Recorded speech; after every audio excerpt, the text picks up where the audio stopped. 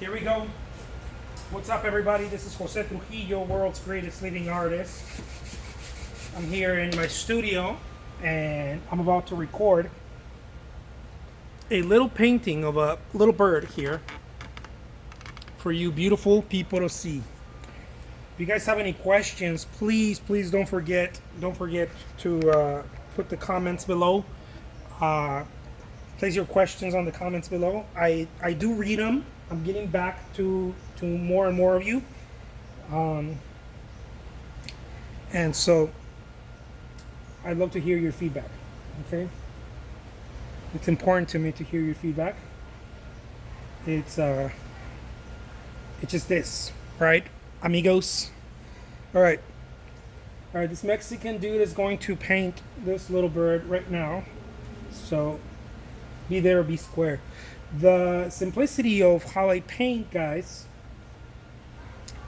Don't be fooled by the simplicity that I got. Don't be fooled. I'm still Jenny from the block. Stupid. Hey guys, don't be fooled, okay? The simplicity is part of my je ne sais quoi. So, although it might seem very simple, it is highly effective. I'll tell you why. Look, we start out with a little drawing like that, right? And then there's going to be some fill. But as I'm filling, I'm going to be painting this little bastard. As I'm filling, see, I'm not just doing that. I don't just want to fill. I want to paint at the same time. And with something always in my mind, and that is a painting is never truly painted, it's constructed. Okay, it's constructed. And I said this in other videos, but I just want to remind those hombres out there. Look, a painting is never really painted, it's constructed. So if you're an artist, a painter, chances are you found out over time probably that you have a lot in common with a sculpture, right? Even though it's 2D, you're looking to construct it. What I've done is that I created my own formula, my own Krusty Krab formula.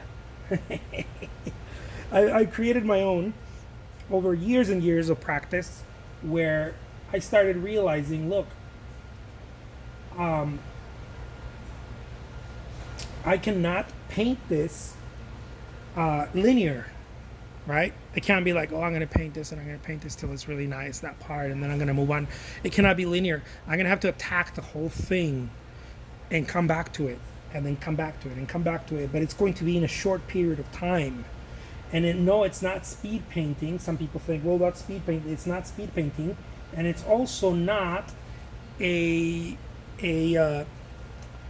it's not a study either. Some people get that confused. They say, I love your studies. No, it's not a study. I'm not trying to do an oil study. This is the painting. Okay, I know some people get that confused and they're like, oh, I really love your oil study. I'm like, no, it's, and sometimes I've called it that, but I've called that when I'm creating my listings, right? My Etsy listings or eBay listings or whatever. When I'm gonna sell it, because I know people are looking for that. Some people are looking for that. So sometimes I'll call it that, but I know it's not that. And every chance I get to inform the collector or the buyer, I tell them, look, this is not a study. I'm not trying to somehow do a preparation of a larger piece.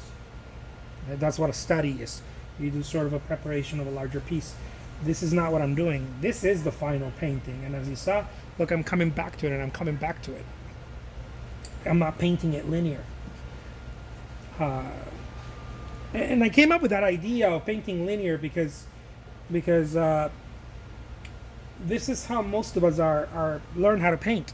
This is how I learned how to paint when I first got started.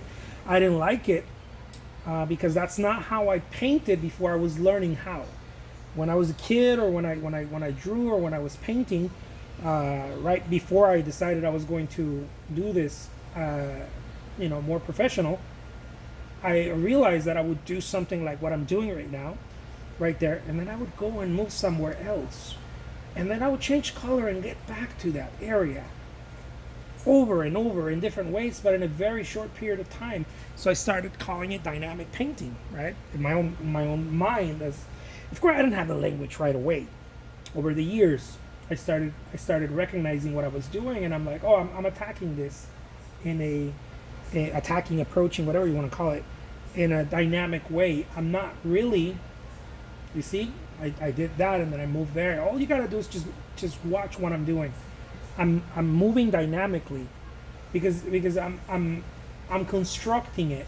I'm not necessarily painting it because I'm not, because it's never been done before. I know it sounds ridiculous, like it's never been done before. Of course it hasn't been done before. It's a hand painted picture, right? But what I mean is that the approach is never the same. I don't start right here and then I move on. Usually the approach is I'm going to do a loose drawing and then I'm gonna start filling in with color, almost as if I'm putting plaster on some wires, and I'm gonna construct it as a or pieces of pipe as a sculpture does. So I hope that makes any sense.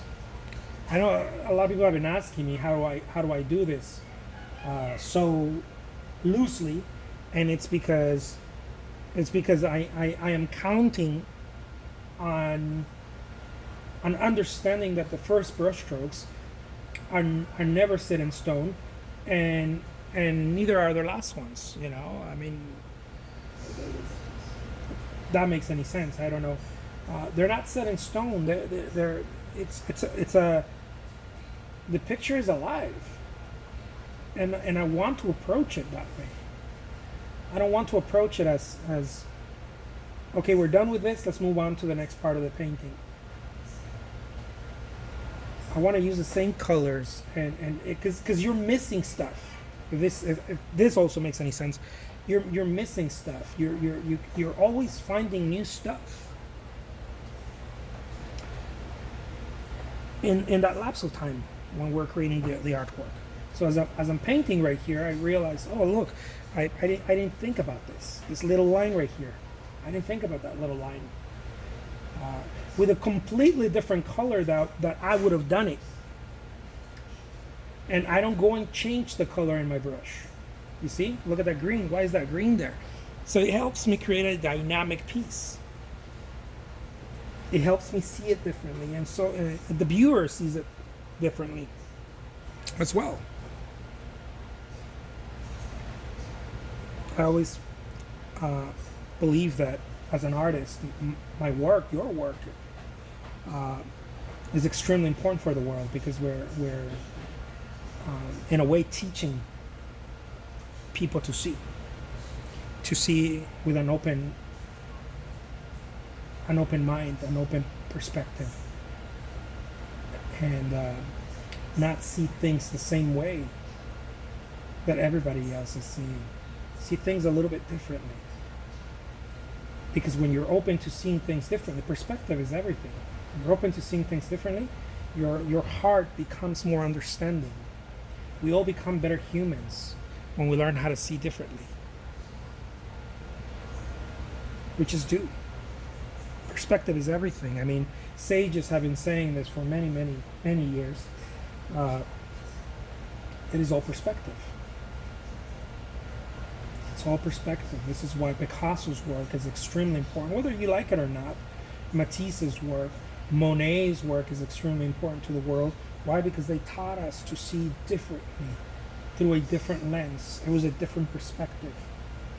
Van Gogh's work, different. It was a different perspective. And hopefully what I'm doing is I'm painting with a different perspective. That is my wish. So there it is, guys. I hope you enjoy this little painting. My name is Jose Trujillo. I'm an artist, and if you enjoy this painting, you're going to love the other works that I have available on my eBay shop. The link is going to be pinned below. Thank you so much. Take care, guys, and I will talk to you soon. Adios.